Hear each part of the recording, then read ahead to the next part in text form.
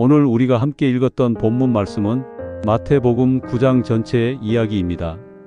그중 36절 한 구절을 읽어보겠습니다. 시작. 주께서 무리를 보시고 그들을 가엾게 여기시니 이는 그들이 목자 없는 양과 같이 지치고 흩어졌음이라. 아멘. 마태복음 9장은 마치 한 편의 옴니버스 영화 같아요. 지붕을 뚫고 내려온 중풍병자, 세상의 손가락질을 받던 세리마태, 12년간 혈루증으로 고통받던 여인, 죽음의 문턱을 넘었던 회당장의 딸, 그리고 이름 모를 수많은 병자와 약한 자들. 이들의 이야기는 단순히 옛날 기적 이야기 모음이 아니에요. 오늘을 살아가는 우리 신앙의 본질이 무엇인지, 하나님께서 이 땅에서 찾으시는 믿음은 어떤 모습인지를 가장 선명하게 보여주는 영적인 거울과 같아요. 이 거울 앞에 우리 자신을 비춰보는 시간이 되면 좋겠어요. 사건 배경: 갈릴리에서 병 고침과 복음 전파. 예수님의 공생의 사역은 당시 시골 중에 시골이었던 변방 갈릴리 지역에서 많이 이루어졌어요. 예수님의 이름과 그분이 행하시는 놀라운 일들에 대한 소문이 온 동네에 파다하게 퍼져나가고 있었지요. 사람들은 구름대처럼 예수님께로 몰려들었는데 그들 중에는 단순히 호기심으로 온 이들도 있었고 병을 고쳐보겠다고 절박하게 나온 사람들도 있었고요. 예수님의 말씀을 트집 잡아 어떻게든 넘어뜨리려는 당시 종교 지도자들도 섞여 있었어요. 바로 이 지점에서 우리는 두 갈래의 영적 흐름을 발견하게 돼요.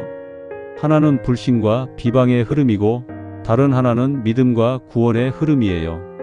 이 두 흐름의 충돌과 대조를 통해 마태복음 9장 말씀은 우리에게 아주 중요한 질문을 해요. 당신은 지금 어느 흐름 위에 서 있는가? 라고 말이죠. 두 개의 시선: 비방 또는 믿음. 예수님께서 기적을 행하시는 모든 순간 어김없이 차가운 시선이 함께했어요. 예수님께서 중풍병자에게 내 죄 사함을 받았느니라 라고 선포하셨을 때 서기관들은 마음속으로 예수님이 신성을 모독한다고 생각했어요. 그들의 눈에는 죄로 고통받는 한 영혼이 보이지 않는 거예요.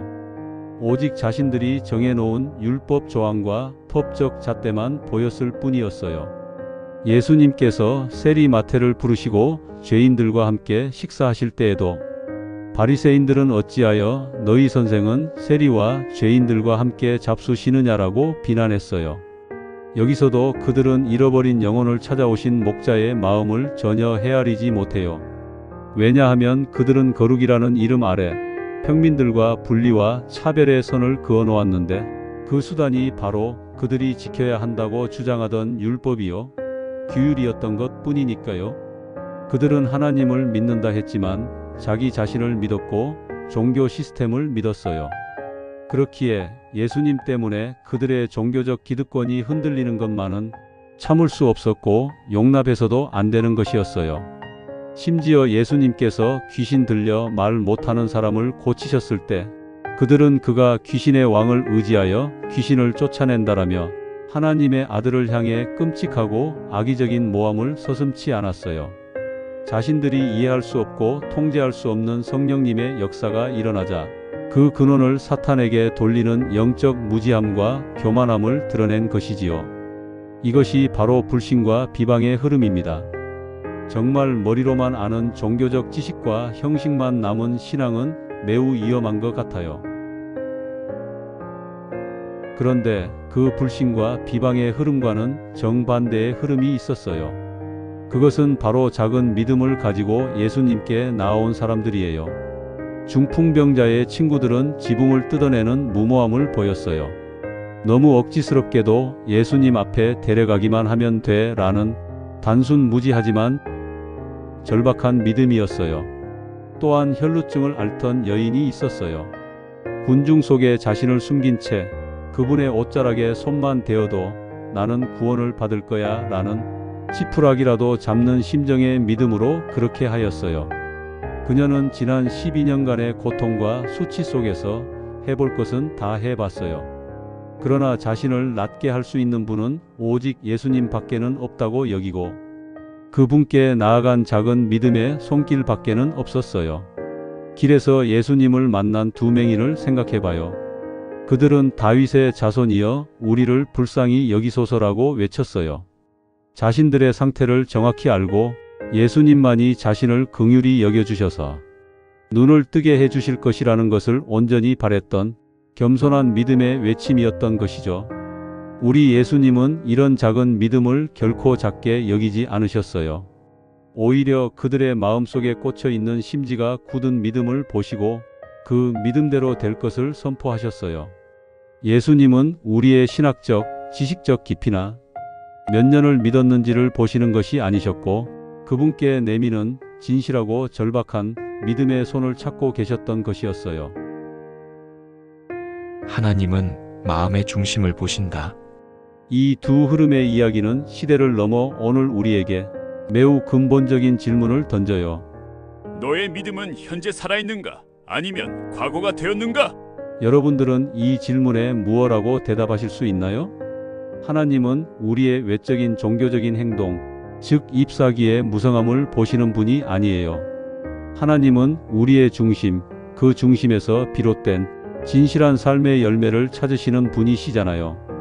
그렇다면 오늘 가족들 각자의 삶의 자리에서 우리가 맺어야 할 작은 믿음의 열매는 과연 어떤 모습일지 한번 기억해 보도록 해요. 첫째, 문제 앞에서도 여전히 나의 주인은 주님이심. 가정의 가장으로서 살다 보면 감당하기 벅찬 재정적 압박이나 일터에서의 부당한 대우로 잠 못 이룰 때가 있어요. 그때 문제를 끌어안고 혼자 끙끙 앓는 대신 잠시 무릎을 꿇고 이렇게 고백하는 것이 좋을 것 같아요. 주님, 이 문제는 제 능력 밖의 일입니다. 이 가정의 주인, 내 인생의 주인은 주님이시오니 주님께서 친히 맡아 다스려 주십시오. 문제의 소유권을 하나님께 이전해 드리는 것, 이것이 바로 지붕을 뚫는 믿음의 시작인 거예요. 크리스천으로서 성도들과의 관계가 어려워 속이 상하고 마음이 맞지 않아 몸과 마음이 소진될 때가 있어요. 그때 원망과 한숨을 쏟아내는 대신 하나님, 제게 지혜가 부족합니다. 저는 사랑할 힘이 없습니다. 주님의 마음을 부어주시고 이 상황을 다스릴 새 힘을 주십시오. 라고 간구해봐요. 자신의 무능함을 인정하고 하나님의 능력을 구하는 것, 이것이 바로 옷자락을 붙드는 믿음일 거예요. 또한 학생으로서 세상을 향한 치열한 경쟁을 통해 불투명한 미래를 명확하게 만들고 싶기도 하지만 정작 예수님을 따라가는 삶과는 부딪히는 것 같은 느낌을 받기에 불안과 열등감에 휩싸이고 방황할 때도 많이 있을 거예요. 그때 세상의 성공 공식에 나를 끼워 맞추려 애쓰는 대신 주님, 저의 길을 주님께서 가장 선하게 인도하실 것을 믿습니다. 저를 향한 주님의 계획을 신뢰하며 오늘 하루의 걸음을 맡겨드립니다. 라고 담대히 선포해 보는 거예요. 나의 계획을 내려놓고 하나님의 계획을 신뢰하는 것, 이것이 바로 내 믿음대로 될지어다는 말씀을 경험하는 통로입니다. 둘째, 관계 속에서 긍휼을 실천하는 믿음. 예수님께서 세리와 죄인들의 친구가 되어주셨듯이 우리의 믿음은 반드시 관계의 열매로 나타나야 해요. 가장으로서 저는 가족들의 연약함과 실수가 보일 때 정죄와 지적의 칼을 휘두르기도 해왔어요. 이제는 그 대신 나의 죄를 덮어주신 예수님의 십자가를 기억하며 그 허물을 말없이 덮어주고 기다려주는 긍휼. 괜찮아. 그럴 수 있어. 다시 시작하면 돼. 라는 따뜻한 격려의 말 한마디. 이것으로 가정을 세우는 열매를 맺고자 해요. 엄마는 교회 공동체에서 관계 맺기가 쉽지 않을 거예요. 또한 마음에 불편함을 주는 지체로 인해 다가가기가 어려울 수 있어요. 그때 똑같이 미워하고 험담하는 대신 그 영혼을 위해 조용히 기도해주는 자비. 하나님, 저 사람을 축복합니다. 저 사람의 마음에도 주님의 샬롬이 임하게 하소서. 나의 감정을 넘어 하나님의 마음으로 상대를 대하는 것, 이것이 바리새인의 의를 뛰어넘는 진짜 믿음의 열매가 되겠지요. 젊은이들은 특히 나와 다른 생각과 배경을 가진 사람들을 쉽게 판단하고 선을 긋기 쉬워요. 그 대신 그 사람의 자리까지 내려가 차분히 이야기를 들어주고 그 자체를 그대로 받아들이고 이해하려 노력하는 겸손.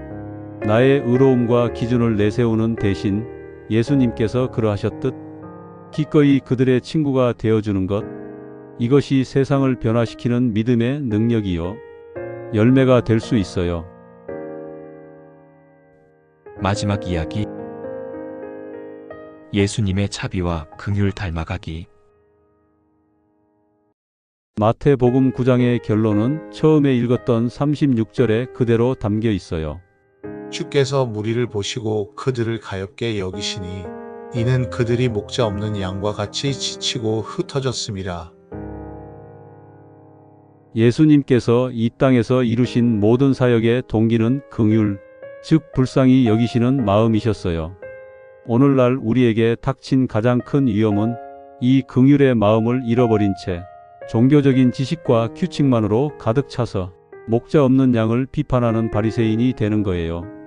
종교의 틀 안에서의 거룩한 언어와 가정과 학교와 일터에서의 세속적인 언어가 분리된 삶, 예배의 자리와 일상의 삶이 아무런 연결고리가 없는 신앙, 이것이 바로 예수님 시대의 서기관과 바리새인들의 모습이었고 오늘날 우리가 가장 경계해야 할 입만 무성한 믿음이에요. 그래서 특히 우리 가정에게 오늘 이 말씀은 큰 도전을 주고 있어요. 혹여 우리의 믿음 생활이 내 마음의 중심이 그렇지 않았는가? 자비와 긍휼은 없고 형식과 횟수만이 남아있는가에 대해 깊이 생각하고 회개해야 할 것 같아요.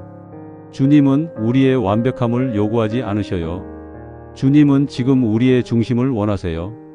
각자의 고단한 삶의 자리에서 나의 연약함을 끌어안아 주실 진실하신 주님을 찾고 그분의 긍휼을 힘입어 다른 이를 불쌍히 여기려는 비록 작지만 진실한 몸부림. 바로 그 중심의 열매들을 주님은 오늘도 찾고 계실 거예요.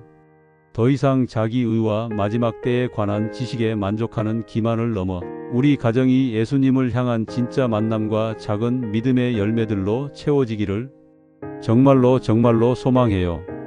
광야를 걷는 나그네와 같은 인생 속에서 살아계신 예수 그리스도를 늘 증언하는 삶의 향기가 되기를 예수님의 이름으로 간절히 축원합니다.